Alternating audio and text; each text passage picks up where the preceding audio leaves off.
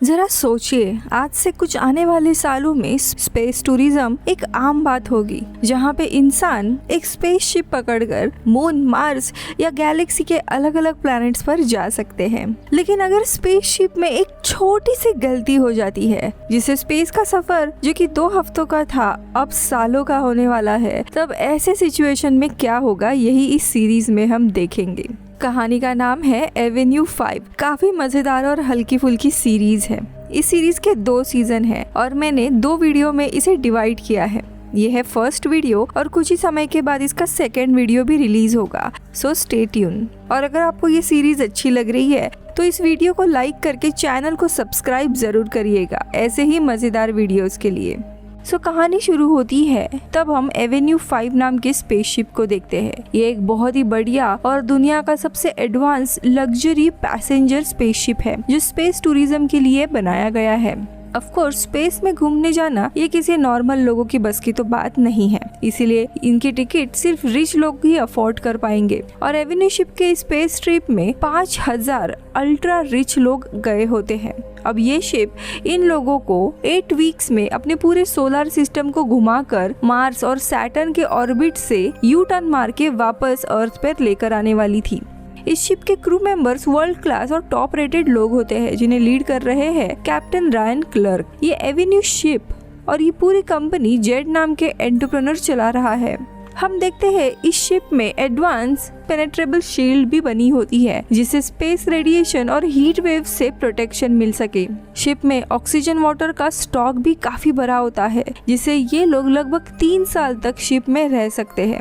इसके अलावा अलग अलग प्रकार के पैसेंजर सेफ्टी और सिक्योरिटी मेजर शिप में इनबिल्ड किए होते हैं। अब हम शिप के ओनर जेड को देखते हैं, जो शिप के मेन एरिया में होता है। वो दरअसल काफी चाइल्डिश और केयरलेस टाइप का आदमी है। एक दिन उसे आइडिया आती है कि अब जब शिप में 5000 लोग हैं कि क्यों ना ये लोग मेन डेक पर एक योगा का इवेंट करे। इसके कारण इनका एक वर्ल्ड रिकॉर्ड भी बन जाएगा कि 5000 लोगों ने स्पेस में योगा किया था और शिप का प्रमोशन भी और पॉपुलैरिटी बढ़ेगी। और इसी आइडिया के साथ सभी क्रू मेंबर्स को वो बताता है और सारे पैसेंजर्स को योगा करने के लिए शिप के पोर्ट एरिया पर इनवाइट करता है। देखते देखते 2 से 3 हजार की तादाद में लोग शिप के पोर्ट एरिया में जमा होकर अब योगा करने लगते हैं। शिप की कैपेसिटी 5000 लोगों को कैरी करना था, लेकिन इस समय इतने सारे लोग एक ही जगह जमा होने के कारण शिप का इंटरनल सिस्टम में वेट डिस्ट्रीब्यूशन से रिलेटेड ग्लिच और मैल फंक्शन हो जाता है।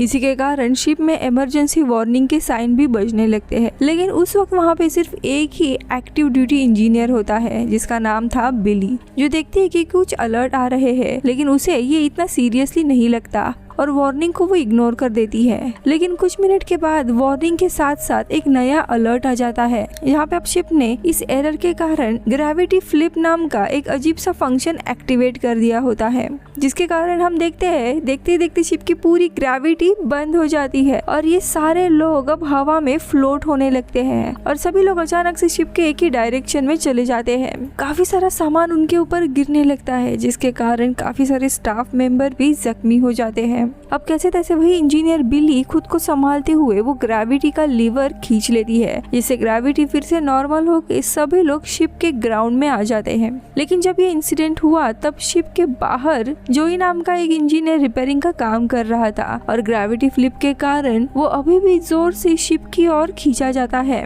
और शिप के पैनल से टकराकर वहीं पे वो बेचारा मारा जाता है। अब सब नॉर्मल होने के बाद कैप्टन पूरे शिप में अनाउंस करते हैं कि कुछ सीरियस नहीं हुआ है, जो छोटी सी ग्लिच के कारण ये सब कुछ हुआ था और सिचुएशन अंडर कंट्रोल है। अब अनाउंसमेंट के बाद क्लर्क इंजीनियर जोई जो बाहर था उसे करेक्ट करने की कोशिश करता है। उतने में वहाँ पे बिली आकर कैप्टन को बताती है कि सभी लोगों के एक जगह इकट्ठे होने के कारण सिस्टम में ग्लिच हुआ था और उसी के कारण ग्रेविटी फ्लिप हो गई थी और ये एक्सीडेंट हुआ। अब इसके कारण सिस्टम में और भी काफी सारे इश्यू आ रहे हैं और आगे वो ये भी बताती है कि जो इंजीनियर था जोई वो शिप को रिपेयर करने के लिए बाहर गया था और इसी इंसिडेंट में वो मर गया है। अब ये बात सुनकर क्लर्क बहुत ही ज्यादा पैनिक और गुस्सा होकर चिल्लाते हुए वहाँ से निकल जाता है। अर्थ पे जेट कंट्रोल रूम में सभी एम्प्लॉई शिप का एक्सीडेंट लाइव देख रहे होते हैं। शिप का पूरा डैमेज रिपोर्ट निकालने के बाद उन्हें पता चलता है कि उस एक्सीडेंट के कारण शिप ने अपने ट्रेजेक्ट्री को खो दिया है और गलत डायरेक्शन में जा रही है और अब ओरिजिनल ट्रेजेक्ट्री में जाना पॉसिबल ही नहीं है। अब ये लोग न्यू डायरेक्शन निकालते हैं और उन्हें पता चलता है अब न्यू ट्रेजेक्ट्री के कारण इनका मिशन जो 8 हफ्तों का था वो अब एक्सटेंड होकर अर्थ पे आने के लिए अब 3 साल लगने वाले थे। अब ये न्यूज चीफ राव तुरंत शिप में कांटेक्ट करके जूड और उसके टीम को देने लगती है। जूड, उसकी सेक्रेटरी आइरिस, कैप्टन क्लर्क, बिली, ये सभी न्यूज सुनकर बहुत ही शॉक और पैनिक हो जाते हैं और इनके आपस में ही झगड़े शुरू होते हैं। यहाँ पे कैप्टन बहुत ही ज्यादा भड़का हुआ था और वो अचानक से ब्रिटिश एक्सेंट में बात करने लगता है जो किसी को भी समझ नहीं आता। अब जूड उससे पूछता है कि तुम तो अमेरिकन हो, ब्रिटिश जैसे क्यों बात कर रहे हो। सो यहाँ पे कैप्टन रिवील करता है कि वो अमेरिकन नहीं है, वो असल में कैप्टन या पायलट ही नहीं है। उसका जो भी रिकॉर्ड था कि ये अमेरिकन है और एक टॉप कैप्टन है, ये सब कुछ फेक है। वो बस एक ब्रिटिश स्टेज एक्टर है और उसे यहाँ पे लोगों को मोटिवेट करने के लिए भेजा गया था और वो बस अब तक एक कैप्टन का रोल प्ले कर रहा था। अब ये सुनकर सभी लोग भड़क जाते हैं और उसको पूछते हैं कि अगर तुम कैप्टन नहीं हो तो ओरिजिनल कैप्टन कौन है। तो क्लार्क बताता है कि जो इंजीनियर जोई असल में बाहर मारा गया वही असली कैप्टन था और वही अब तक शिप चला रहा था। जोई ने ही इसको हायर किया था ताकि वो कैप्टन का रोल प्ले करे, क्योंकि एक कैप्टन को अपने क्रू के साथ साथ लोगों को भी फेस करना पड़ता है। लेकिन बिली एक इंट्रोवर्ट था, वो लोगों को फेस नहीं कर सकता था और इसीलिए मैं उसे रिप्रेजेंट कर रहा था। सभी काम वो करता था लेकिन फेस और वॉइस मेरा था। लेकिन अब अनफॉर्चुनेटली वो मारा गया है। अब ये सब कुछ बोल के क्लार्क वहाँ से निकल जाता है। अब जोई के सेंड ऑफ के लिए इनके पास एक भी कॉफिन नहीं होता, लेकिन जूड ने खुद के साथ एक कॉफिन लाया था as a antique show piece के लिए, जो कि पूरा सोने का बना हुआ था और काफी ज्यादा एक्सपेंसिव था। अब यही कॉफिन यूज करना पड़ रहा था, इसीलिए जूड पहले काफी हेजिटेट करता है, लेकिन सेक्रेटरी के समझाने के बाद वो रेडी हो जाता है ये सोने का कॉफिन देने के लिए। अब कुछ समय के बाद क्लर्क अपने रोल के हिसाब से कंट्रोल रूम में आके एक्टिंग करने लगता है। तभी वहाँ पे साइरस नाम का एक इंजीनियर आता है। वो क्लर्क को टैबलेट दिखाकर बताता है कि वो अर्थ जाने के लिए डिफरेंट रूट्स ढूंढ रहा है और उसे एक शॉर्टकट वाला रूट मिल भी गया है जिससे शिप अर्थ पे अगले 6 महीने में ही जा सकती है। अब क्लर्क तुरंत ये चीज जूड और उसके टीम को जाकर बता देता है। अब इस न्यूज से सभी लोग खुश हो जाते हैं और जूड डिसाइड करता है कि ये न्यूज तुरंत सभी पैसेंजर्स को बता देगा। लेकिन बिली इनको बताती है कि साइरस को बड़ा चढ़ा के चीजें बोलने की आदत है, हमें पहले इस चीज को वेरीफाई करना चाहिए,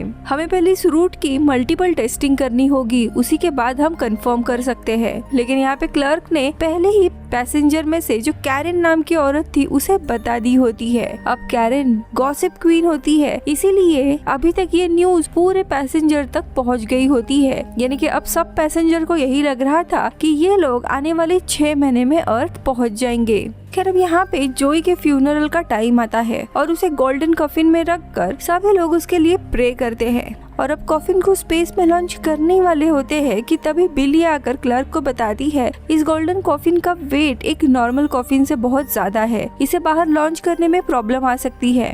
लेकिन अब एंड मोमेंट पे फ्यूनरल रोक भी नहीं सकते थे, इसीलिए उस कॉफिन में ये लोग स्पेस में लॉन्च कर देते हैं। लेकिन एज बिली सेड कॉफिन बहुत ही ज्यादा हेवी होने के कारण शिप से दूर जाने के बजाय वो शिप के ऑर्बिट में ही घूमने लगता है। यानी कि अब शिप जहाँ जहाँ जाएगी वहाँ ये कॉफिन भी उन्हें फॉलो करेगा। अब यहाँ पे इनकी अर्थ पर जो टीम होती है वो नासा को कांटेक्ट करके एक रेस्क्यू मिशन प्लान करने को कहती है ताकि ये लोग जल्द से जल्द अर्थ पे आ सके। नासा भी रेडी होती है। इसके बाद नासा, अर्थ की टीम और जूड जो कि शिप में था उन सबको लाइव कॉन्फ्रेंस में लिया जाता है और उन्हें बताया जाता है कि हम लोग आपके लिए एक रेस्क्यू मिशन प्लान कर रहे हैं। लेकिन जूड जो कि एक ईगोइस्टिक इडियट था वो सीधा नासा और उसके टीम को ही बता देता है कि उन्हें कोई भी रेस्क्यू मिशन प्लान करने का जरूरत नहीं है। उनके इंजीनियर ने एक नया शॉर्टकट रूट ढूंढा है जिसे ये लोग 6 महीने में आराम से अर्थ पे आ जाएंगे। उन्हें नासा की कोई जरूरत नहीं है और वो नासा का भी काफी ज्यादा इंसल्ट कर देता है और कॉन्फ्रेंस बंद कर देता है। अब यहाँ पे स्पेस में सिचुएशन और भी ज्यादा खराब होने लगती है। जो लोग जख्मी हुए थे उनमें से 3 लोग मारे जाते हैं और अब वहाँ उनका भी सेंड ऑफ करना पड़ता है। इसीलिए Billy extra light weight transparent coffin बनाती है। अब फ्यूनरल सेरेमनी होती है और दिनों पे कॉफिन को लॉन्च करने वाले थे, लेकिन इसी समय चीफ राव अर्थ से कुछ मेंटेनेंस वर्क के लिए शिप के अंदर की ग्रेविटी ऑफ कर देती है। अब इसके कारण सारे लोग हवा में उड़ने लगते हैं और वो कॉफिन लॉन्च होने के बजाय फ्लोट होते हुए बाहर निकल जाता है, जिससे अब वो भी शिप के ऑर्बिट में घूमने लगता है। लेकिन वो कॉफिन ट्रांसपेरेंट होने के कारण जब भी शिप से कोई बाहर देखता तो उन्हें लगता कि डेड बॉडी ही फ्लोट हो रही है। अब यहाँ पे क्लार्क एक दिन नोटिस करती है शिप के जितने भी वर्कर्स होते हैं कस्टमर्स के लिए वो काफी ज्यादा रूडली बात कर रहे हैं, जिससे लोग और भी इरिटेट और पैनिक हो रहे हैं। तो यहाँ पे पैसेंजर कैरिन जो होती है गॉसिप क्वीन, उसका लोगों पर काफी ज्यादा इन्फ्लुएंस होता है। इसीलिए क्लार्क कैरिन को वर्क डिस्कस करने के लिए अपने साथ लेकर जाता है। लेकिन यहाँ भी क्लार्क बातों बातों में फिर से ब्रिटिश एक्सेंट में बात करने लगता है और इसी के कारण कैरिन के सामने भी उसका भांडा फूट जाता है कि वो पायलट नहीं है, एक एक्टर है। इतना ही नहीं, अर्थ जाने के लिए उन्हें 3 साल लगने वाले हैं। अब ये रियल सिचुएशन समझने के बाद कैरन बहुत ही गुस्सा हो जाती है और सभी लोगों को बताने के लिए जाने लगती है। लेकिन क्लार्क उसे रोककर शांत करवाता है और उसे एक जॉब ऑफर करता है। वो कहता है कि तुम मेरे लिए एक पब्लिक रिप्रेजेंटेटिव का काम करोगी। इसमें कैरन को लोगों को शांत करवाना है और इस जॉब के बदले में उनसे काफी अच्छे से रहना है और सारी पॉजिटिव चीजें बतानी है। और इस जॉब के बदले में कैरन को एक अच्छी पोस्ट, पेमेंट और अच्छी सर्विस भी दी जाएगी स्पेसशिप पर। अब यहाँ पे कैरन के कुछ कंडीशंस होते हैं जो मानने के बाद वो इस जॉब के लिए तैयार होती है, जिसके बाद वो पब्लिक में जाके लोगों को काफी अच्छे से चीजें समझाने लगती है और पॉजिटिवली इन्फ्लुएंस करने लगती है, जिसके कारण और उन्हें रिलीफ देती है कि क्रू और टीम सभी सेफ्टी के लिए काम कर रहे हैं। इसके कारण लोग भी शांत होते हैं। अब एक प्रॉब्लम सॉल्व होती है, इसीलिए खुश होकर क्लार्क आगे बढ़ ही रहा था कि तभी साइरस आकर उसे एक बैड न्यूज बताता है और कहता है कि लास्ट टाइम मैंने एक मिस कैलकुलेशन कर दी थी। मैंने रूट कैलकुलेट करते वक्त शिप का वेट ही ऐड नहीं किया था और इसी के कारण 6 महीने का ड्यूरेशन आ रहा था। लेकिन अब सारे पैसेंजर का वेट ऐड करने पर पता चला कि हमें अर्थ पहुँचने में 3 साल 6 महीने लगने वाले हैं। अब ये सुनकर बिली और क्लार्क दोनों भी परेशान होकर साइरस को बहुत ही ज्यादा चिल्लाते हैं।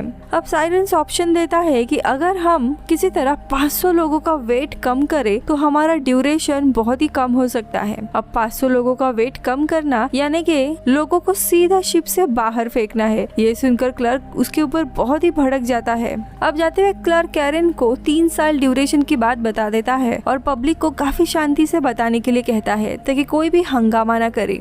सो कैरन लोगों में जाकर उनसे बातें करने लगती है और उन्हें बहुत ही ज्यादा इमोशनल स्टोरीज बताती है वर्कर की और बातों ही बातों में मेंशन करती है कि इनको अब अर्थ पहुंचने में 3 साल लगेंगे और ये काफी अच्छी बात है। इनको 8 हफ्ते के टिकट के पेमेंट में अब 3 साल स्पेस में रहने मिल रहा है और लोगों को कन्विंस करती है कि हमें 8 हफ्ते के टिकट पेमेंट में 3 साल स्पेस में रहने मिल रहा है। ये बहुत ही अच्छा डिस्काउंट है। अब ये सुनकर लोग भी इस बात को एक्सेप्ट कर लेते हैं। अब यहाँ पे क्लार्क कंट्रोल रूम में आता है और सभी ऑफिसर्स को स्टेटस पूछता है, लेकिन ये सारे ऑफिसर्स एक जैसे ही जवाब दे रहे थे, मानो सभी ने एक ही स्क्रिप्ट पढ़ी है। अभी क्लार्क को काफी अजीब लगता है और वो सबको इसके बारे में पूछता है। तभी साइरस वहाँ आके रिवील करता है कि ये सभी लोग ऑफिसर्स नहीं है बल्कि मॉडल्स और एक्टर है। जूड ने उनको हायर किया था पब्लिक को इम्प्रेस करने के लिए और रियल में इन लोगों को कुछ भी नहीं आता। अब इस बात से खुद क्लार्क भी शॉक हो जाता है और फ्यूरियस होकर वापस से अपने ब्रिटिश एक्सेंट में चिल्लाने लगता है कि शिप में कोई भी ओरिजिनल है या नहीं, या सभी के सभी फेक है,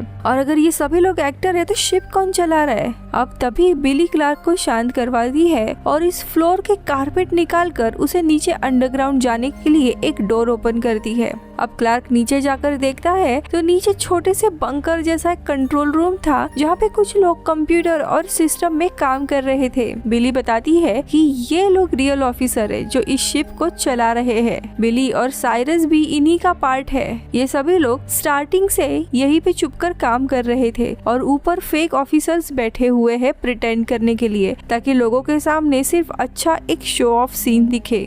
अब यहाँ पे बिली क्लार्क को इन सभी रियल इंजीनियर्स और ऑफिसर से मिलवाती है।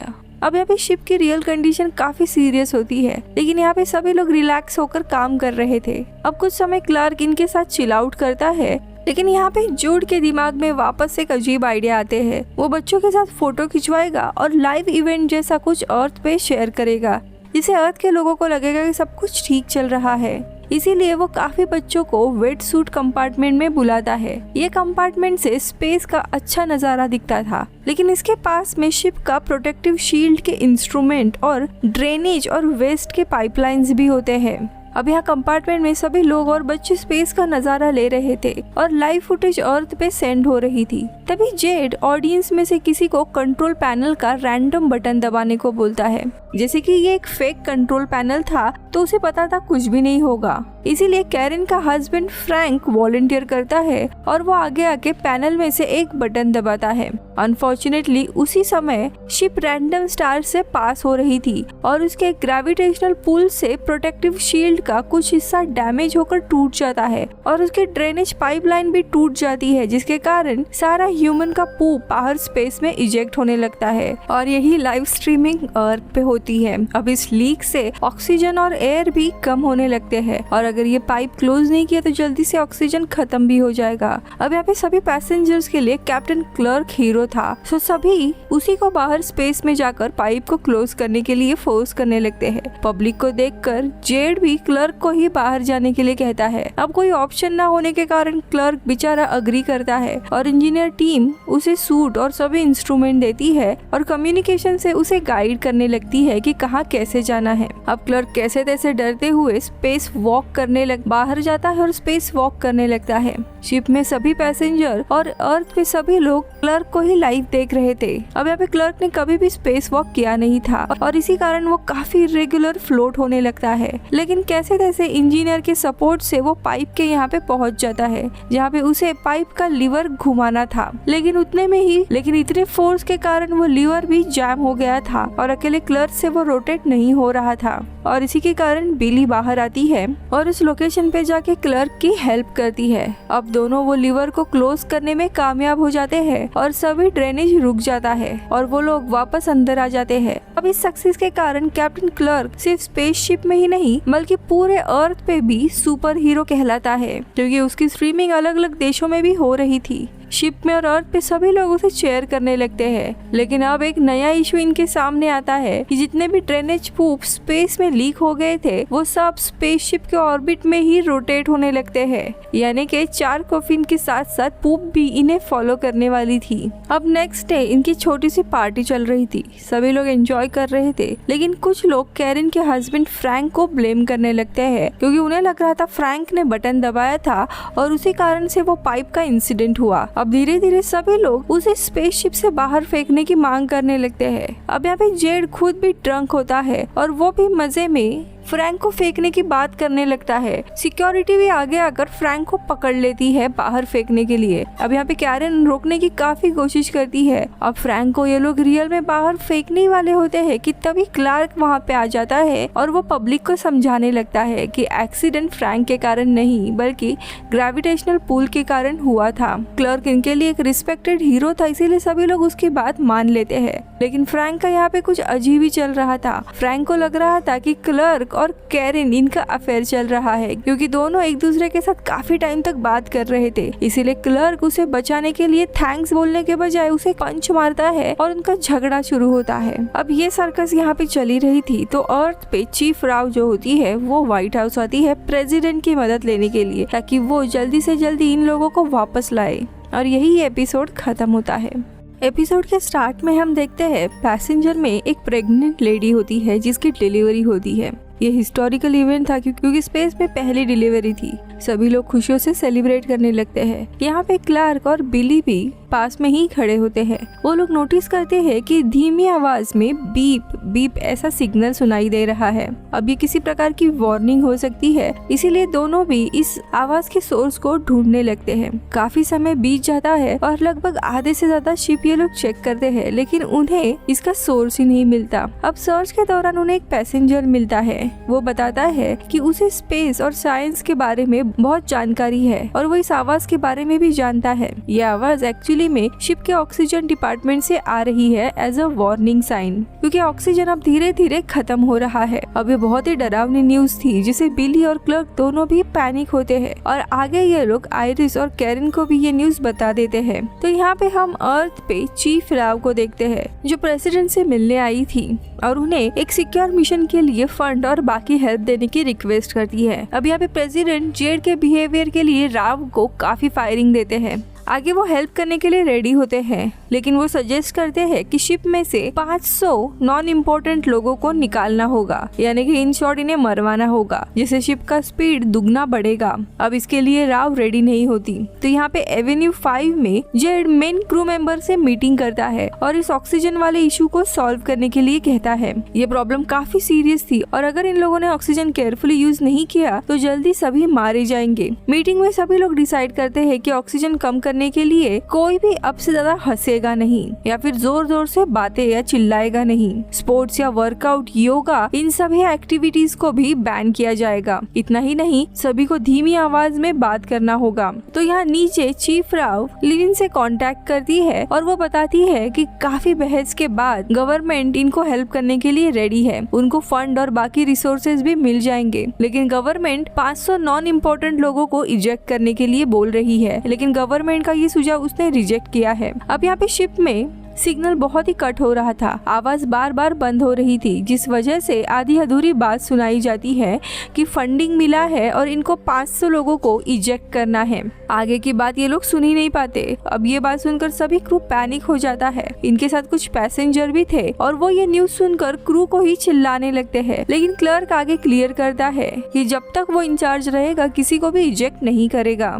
वही दूसरी जगह जेड अपने ही दुख में होता है कि वो लोगों को कोई भी एंटरटेनमेंट प्रोवाइड नहीं कर सकता। अब उसे वापस से घटिया सा आइडिया आता है कि पब्लिक के एंटरटेनमेंट के लिए वो शिप के बाहर जो ड्रेनेज वेस्ट हो रहा है उस पे लेजर मार के लाइट शो करेगा। अब इसके प्रिपरेशन के बाद वो लाइव आके सभी पैसेंजर को ऑक्सीजन के इशू के बारे में बताता है और ऑक्सीजन कम से कम यूज करने के लिए नए रूल्स बताता है। लेकिन अब ये सुनकर फिर से काफी सारे पैसेंजर्स भड़क जाते हैं। अब इसी झगड़े के दौरान 500 लोगों के इजेक्ट करने की न्यूज भी लीक हो जाती है। पब्लिक और भी इनके ऊपर भड़कने लगती है और क्लर्क से क्लैरिफिकेशन मांगती है, लेकिन बिली वहाँ पे आती है और क्लियर करती है कि ऐसा कुछ भी नहीं है, कि इंजीनियरिंग टीम ने उस वार्निंग सिग्नल के बारे में पता लगाया है। वो ऑक्सीजन लेवल कम होने वाला वार्निंग सिग्नल नहीं है, हमारा ऑक्सीजन अब भी पूरा है। वो सिग्नल का आवाज शिप के डेटा मेंटेनेंस सिस्टम से आ रहा है। उस बेबी के जन्म के बाद शिप के सिस्टम को लाइव लोगों का डेटा रिकैलिब्रेट करना होगा, इसीलिए वो सिस्टम सिग्नल दे रहा है। अब इस न्यूज से सभी लोग रिलैक्स होकर चैन की सांस लेते हैं, लेकिन अभी भी पैसेंजर उस 500 लोगों के इजेक्शन वाली न्यूज को लेकर भड़क रहे होते हैं। तभी क्लर्क इनको क्लियर कर देता है कि हम ऐसा कुछ भी नहीं करने वाले। अब इनकी बहस चली रही थी कि तभी जेड वो लेजर शो स्टार्ट करता है और वो लाइट शो को देखकर सभी लोग मेस्मराइज हो जाते हैं और शांति से इनकी शाम निकलती है। अब जाते वक्त हैरिसन नाम का एक आदमी चिल्लाते हुए इनकी तरफ आ रहा था। उसे देखकर जेड डर जाता है और वहाँ से निकल जाता है। कैप्टन को ये बात काफी अजीब लगती है, इसीलिए वो आयरिस से पूछता है। सो आयरिस बताती है कि हैरिसन ये एक ट्रिलियनर है और वो जेड पर बहुत ही ज्यादा गुस्सा है इसके फेल स्पेस मिशन के लिए, और इसीलिए वो जेड की कंपनी के ऊपर केस करने वाला है, जिससे जेड पूरा बैंकरप्ट हो सकता है। अब ये पूरे दिन में कई बार जेड और हैरिसन एक दूसरे से झगड़ते हैं। तो यहाँ पे अर्थ पे भी 500 लोगों को इजेक्ट करने वाली न्यूज लीक हो जाती है, अननोइंग कि चीफ राव ने इस बात को अप्रूव नहीं किया है। फिर सभी लोग यहाँ पे भड़क जाते हैं जेड के ऊपर और उसके कंपनी और चीफ राव के अगेंस्ट राइट्स करने लगते हैं। सभी लोग राव को ब्लेम करने लगते हैं कि वो एक अच्छी चीफ ऑफिसर नहीं है, उसका मिशन फेल हो गया है और उसी के कारण सारे प्रॉब्लम्स हो रहे हैं। सिचुएशन इतनी भड़क जाती है कि कुछ लोग तो चीफ राव को मारने की धमकी देने लगते हैं। तो यहाँ स्पेसशिप में बिली क्लर्क को कंट्रोल रूम में बुलाती है और उसे बताती है कि ये मिशन स्टार्ट होने से पहले इंजीनियर जोई ने तुम्हारे हैंडप्रिंट्स लिए थे। वो एक स्पेसिफिक टास्क के लिए लिए गए थे, स्पेसशिप को सेफली डॉक करने के लिए। नॉर्मली ये जोई का काम था, लेकिन अब जोई मारा गया है और उसने तुम्हें एज अ बैकअप रखा था, इसीलिए अब क्लर्क को शिप को डॉक करना सीखना होगा, ताकि जब ये लोग अर्थ पे पहुंच जाएंगे तब शिप सेफली डॉक हो सके। अब ये सुनकर क्लर्क तो मना कर देता है, ये सब उसके बस की बात नहीं है। लेकिन उसके पास और कोई ऑप्शन नहीं था, सो फोर्सफुली क्लर्क को ये एक्सेप्ट करना पड़ता है। अब उसको शिप के मैन्युअल्स दिए जाते हैं स्टडी करने के लिए और आगे उसे वर्चुअल सेटअप में डॉकिंग सिखाया जाता है। आगे बिली को आइडिया आता है और वो क्लर्क को बताती है कि जो 500 लोगों के इजेक्ट करना है वो एक्चुअल में हमें उतना वेट बाहर डालना है, सो लोगों की जगह हम अनयूज सामान बाहर डाल सकते हैं। अब क्लर्क इसके लिए मान जाता है। फिर कैप्टन सभी लोगों को ये न्यूज बताता है और उन्हें उनका अनयूज सामान फेंकने के लिए निकालने कहता है और ये टास्क वो कैरन को देता है। अर्थ पे गवर्नमेंट रॉकेट लॉन्च करने वाली जिससे एवेन्यू 5 शिप को हेल्प के लिए फूड, मेडिकल और बाकी के रिसोर्सेस मिले, लेकिन अभी भी क्लिफ राव को डेथ थ्रेट्स मिल रही थी जिनसे डर कर वो भी इस रॉकेट में छुपने के लिए चली जाती है। उसका प्लान ये था कि शिप में पहुंचकर जेड को उसके साथ अर्थ पे लाना ताकि जेड खुद एज अ कंपनी का ओनर अर्थ पे आकर इन सारी चीजों को फेस करे। लेकिन यहाँ पे पायलट बताता है कि ये कार्गो रॉकेट है, इसमें सिर्फ एक ही पैसेंजर का सीट है। अगर जेड आता है तो राव को एवेन्यू 5 शिप में ही रुकना होगा क्योंकि दोनों भी लोग साथ में ट्रैवल नहीं कर सकते। तो यहाँ पे एवेन्यू 5 में बिली क्लर्क को डॉकिंग सिखा रही थी, लेकिन साइंस और शिप के बारे में उसे कुछ भी पता नहीं था, जिसके कारण क्लर्क बहुत ही गलतियां करने लगता है और बिली को लग रहा होता है कि इसे करीब 4 से 5 साल लगेंगे ये सीखने के लिए। अब कैसे तैसे लर्निंग सेशन कंप्लीट करके क्लर्क बाहर आता है। आते ही उसे जेड मिलता है जो क्लर्क के ऊपर भड़का था कि वो खुद का काम ठीक से नहीं कर रहा है, जिसे दोनों के बीच में हीटेड आर्ग्यूमेंट होता है। अब इस झगड़े के कारण क्लर्क खुद अपने इस पोस्ट से रिजाइन कर देता है। अब इनके आर्ग्यूमेंट के कारण सारे पैसेंजर्स को भी पता चल जाता है कि क्लर्क ये कैप्टन नहीं बल्कि एक एक्टर है। अब क्लर्क के जाने के बाद जेड उसी आदमी को कैप्टन बनाता है जिसने ऑक्सीजन कम हुआ है इसका सुझाव दिया था। वो आदमी अब कंट्रोल रूम में आके सबको ऑर्डर देने लगता है, लेकिन कोई भी कुछ फॉलो नहीं करता और उसको वापस से स्क्रिप्टेड जवाब मिलने लगते हैं, जिससे उस आदमी को पता चल जाता है कि ये सभी क्लार्क की तरह ही पेड एक्टर्स है। और फ्रस्ट्रेशन में वो सभी पैसेंजर को सब कुछ बता देता है कि कंट्रोल रूम में और ऑफिस में कोई भी रियल ऑफिसर नहीं है, सभी फेक है, जिससे अब ये सिचुएशन और भी ज्यादा खराब हो जाती है। अब पैसेंजर जेड और उसके कंपनी पर सवाल उठाती है कि ये सब कुछ क्या चल रहा है, सब कुछ इतना फेक कैसे है, क्या ये सच में स्पेस है या हम किसी सिमुलेशन में हैं। अब ये सुनकर बाकी पैसेंजर्स को भी लगता है कि ये सब एक सिमुलेशन में है, इसीलिए सभी लोग शिप के एयरलॉक की ओर भागने लगते हैं ताकि उसका डोर ओपन करके बाहर जाए। सभी लोग जोर जोर से चिल्ला रहे थे कि हमें यहाँ से बाहर निकालो,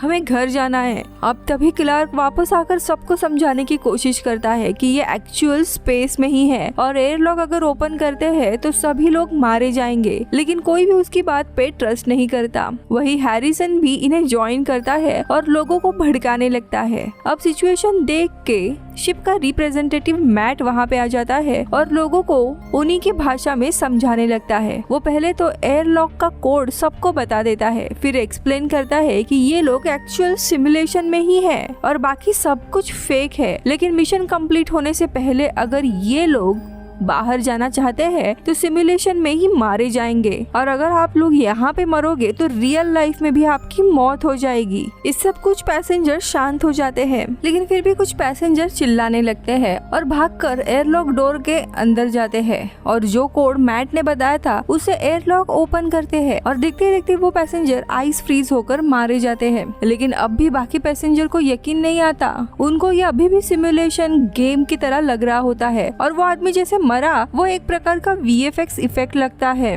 जिससे और पैसेंजर एयरलॉक में जाने लगते हैं। अब यहाँ क्लार्क और क्रू को रोकने की काफी कोशिश करता है, लेकिन वो नहीं मानते। हैरिसन इनके साथ एयरलॉक में जाता है और लॉक को ओपन कर देता है। अब फिर से देखते देखते सभी लोग फ्रीज होकर स्पेस में फ्लोट होने लगते हैं। अब इन पैसेंजर की बॉडी शिप से टकराकर बर्फ की तरह उसके टुकड़े हो जाते हैं। अब ये देखकर पैसेंजर को यकीन आ जाता है कि ये लोग सच में स्पेस में है, सिमुलेशन में नहीं। अब इस इंसिडेंट के बाद क्लर्क वापस खुद को एज अ कैप्टन घोषित करता है तो मैट लोगों के मौत के लिए खुद को ब्लेम करने लगता है और गिल्टी फील करने लगता है। आगे वो डिसाइड करता है जब तक शिप अर्थ ना पहुंचे यानी 3.5 साल, तब तक वो खुद को आइसोलेशन में रखेगा और किसी से बात नहीं करेगा और वो निकल जाता है। लेकिन जाने से पहले वो एयरलॉक के कोड चेंज करता है ताकि कोई भी पैसेंजर बाहर जाने की कोशिश न करे। लेकिन इस बात से क्रू मेंबर को प्रॉब्लम होती है क्योंकि अब इनके पास कोड नहीं था और बिना एयरलॉक के एक्स्ट्रा सामान बाहर रिजेक्ट नहीं किया जा सकता। इसीलिए अब टीम बना के ये लोग मैट को ढूंढने लगते हैं। अब ना चाहते हुए भी क्लर्क और जेड को एक साथ काम करना पड़ता है। दोनों के स्टार्ट से ही फ्रेंडली रिलेशन नहीं होते, इसीलिए दोनों भी बार बार एक दूसरे पे भड़क रहे होते हैं। लेकिन जैसे तैसे ये लोग आगे बढ़ते हैं और धीरे धीरे इनके एक दूसरे के साथ अच्छी बॉन्डिंग होने लगती है। अब कुछ महीने बीत जाते हैं। देखते ही देखते राव जिस रॉकेट से यहाँ पे आ रही थी वो इनके शिप के पास पहुँच जाता है और राव स्पेसशिप में आ जाती है। और आते ही उसे पता लगता है कि ऑलरेडी 11 लोग मारे गए हैं, जिससे भड़क कर वो जेड को ढूंढने लगती है। यहाँ पे जेड और क्लार्क को मैट मिल जाता है, जो कि डेविस्टेटेड कंडीशन में था, स्ट्रेस ईटिंग कर रहा था। पहले तो मैट कोड देने से मना करता है, उतने में राव और बाकी के लोग वहाँ पे आ जाते हैं। राव जेड को देखकर उसे जोर से एक चाटा मारती है कि उसके बेवकूफी और रेकलेस बिहेवियर के कारण ही ये सब कुछ हो रहा है। तो यहाँ पे लोग अभी भी चिल्ला रहे थे। ये सब देख मैट उनको एयरलॉक कोड बता देता है, लेकिन मौका देखकर जेड यहाँ से भाग जाता है और वो तुरंत रॉकेट में आके बैठता है। अब बाकी के लोग भी जेड को ढूंढते हुए लॉन्च पैड पर आ जाते हैं और जेड को भागते हुए देख चिल्लाने लगते हैं। इवेंचुअली राव जेड को अर्थ पे जो कंडीशन है वो बता देती है कि वहाँ पे लोग जेड को मारना चाहते हैं और अगर जेड बिना प्रॉब्लम सॉल्व किए यहाँ से गया तो पक्का गवर्नमेंट उसे जेल में डाल देगी। अब ये सुनकर निराश होकर जेड बाहर आ जाता है और अब डिसाइड करता है कि कैप्टन क्लर्क को अर्थ पे भेजा जाएगा, क्योंकि उसने अभी तक काफी मेहनत और हेल्प और सैक्रिफाइस किया है। क्लर्क भी रेडी होकर रॉकेट में जाके बैठ जाता है, लेकिन फिर उसे रियलाइज होता है कि वो अकेला बंदा है जो शिप को डॉक कर सकता है। अब निराश होकर वो बेचारा बाहर आ जाता है। पैसेंजर में से एक स्टैंड अप कॉमेडियन भागकर रॉकेट में आता है, लेकिन अब उसको निकालने के लिए आइरिस भी रॉकेट में आ जाती है और उस पैसेंजर को निकाल देती है। लेकिन खुद बाहर आने से पहले रॉकेट का डोर लॉक हो जाता है और अब ना चाहते हुए भी आइरिस को अर्थ पे जाना पड़ता है। कुछ दिन बीत जाते हैं। हम देखते हैं कि सभी लोगों ने बहुत सारा सामान निकाला होता है फेंकने के लिए। कैरेन वो सभी सामान इजेक्ट कर देती है, जिससे लोग काफी खुश हो जाते हैं और चिल्लाने लगते हैं। अब सामान बाहर गया था, इसीलिए उनका अर्थ पे पहुंचने का ड्यूरेशन भी कम हो गया था। लेकिन बिली के पूछने पर कैरेन बताती है कि पिछला डोर काफी छोटा था, इसीलिए उसने फ्रंट डोर से सारा सामान इजेक्ट किया है। अब ये सुनकर क्लार्क और बिल काफी शॉक हो जाते हैं। वो बताते हैं कि सामान इजेक्ट करने का पूरा पॉइंट यही था, ये सामान बाहर जाकर शिप को एक तरह से प्रोपल्शन मिले, यानी कि सामान को शिप के पिछले साइड से फेंकना था ताकि इन सारे प्रोपेल से शिप को एक स्पीड मिल सके। जबकि ये सामान अब फ्रंट डोर से फेंका गया है, जिसके कारण शिप का स्पीड और भी कम हो जाएगा। अब आगे साइरस पूरा कैलकुलेट करता है और बताता है कि अब अर्थ पहुंचने के लिए 3.5 साल नहीं बल्कि 8 साल लगेंगे। ये सुनकर कैरेन फूट फूट कर रोने लगती है और ये एपिसोड इधर ही खत्म होता है। इसका सेकंड पार्ट चैनल पे ऑलरेडी पब्लिश हो गया है, उसे जरूर देखिएगा।